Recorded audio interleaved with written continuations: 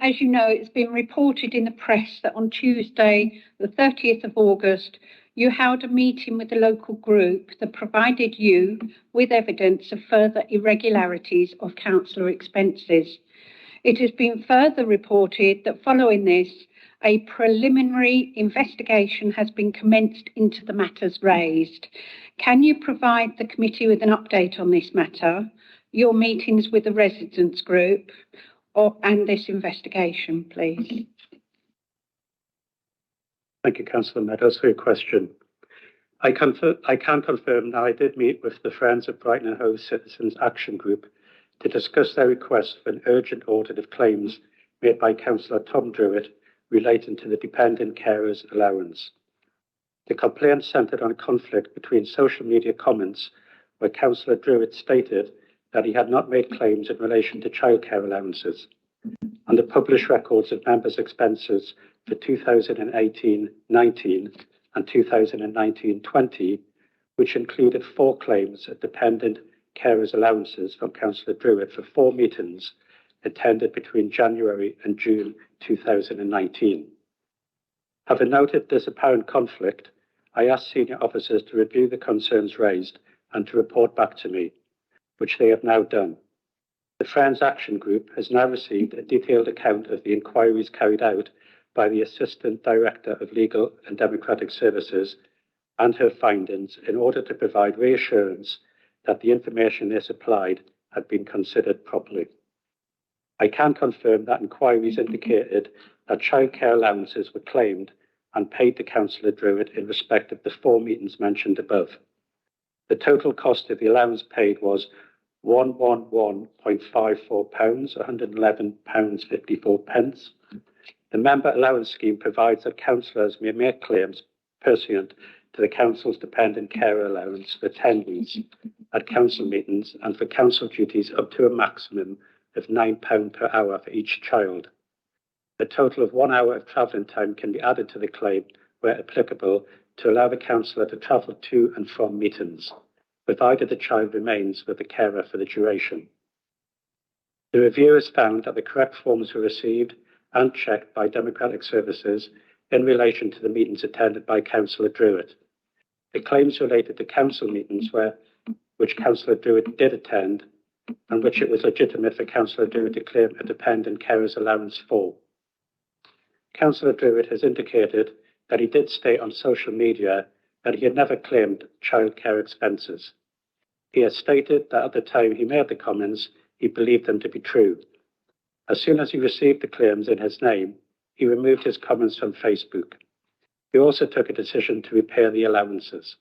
He repaid £116 in March 2022, although there was no requirement for him to do so, given that the claims related to legitimate allowances paid for attendance at meetings he did attend in accordance with the Council's allowances scheme.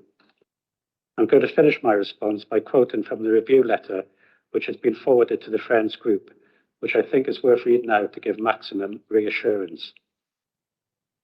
The fact that the social media posts were not accurate has not impacted on the validity of the claims that were made.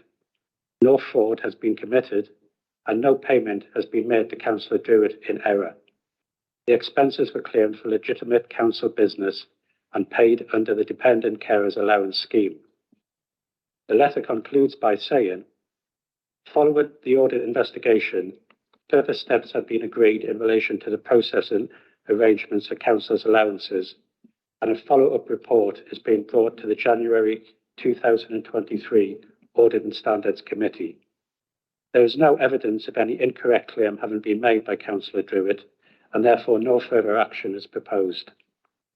In conclusion, having reviewed the information supplied to me and considered the outcome of the inquiry into the concerns of the group carried out by the Assistant Director of Legal and Democratic Services, I have taken the view that no further action is necessary. I'd like to thank the Friends of Brighton and Hove Citizens Action Group for their time and trouble, and to confirm that they have been advised of this outcome by email. Thank you. Councillor Meadows, would you like to ask a supplementary question? Yes, please, I would. I have to go from what you've just said, so forgive me if I have something slightly wrong, but you said that he stated on social media that he made no claims, but as soon as he saw the claims, he withdrew that or something, took the social media off. My question would be, that's an interesting part. I mean, I'm pleased to hear that he's paid some monies back to the council, but I thought would have thought it was interesting to officers and to yourself as to who may have put those claims in. So it sounds a bit concerning as if claims are put in, so to speak, on behalf of other councillors. Should we know about this at standards committees? Who signs this off? Who confirms that these are signed and submitted on behalf of Councillor Druit? I was just a little concerned that, you know, on the one hand, he knew nothing about it, and then he removed his social media post when he saw the claims. Could I just ask you to clarify your question? This is quite common there, but I'm seeking the question. To clarify my question, right, okay. My question would be, can we confirm who signed and submitted those claim forms on behalf of Councillor Druit? And is this a practice that we need to be aware of at Standards Committee for councillors' expenses? Is that clearer? Thank you for that supplementary question, Councillor Meadows. I can confirm, as I said earlier, that the review found that the correct forms were received and checked by Democratic Services in relation to the meetings attended by Councillor Druit. The claims related to council meetings which Councillor Druit did attend, and which it was legitimate for Councillor Druit to claim a dependent carer's allowance for. And having reviewed the information supplied to me and considered the outcomes of this inquiry into the concerns of the group,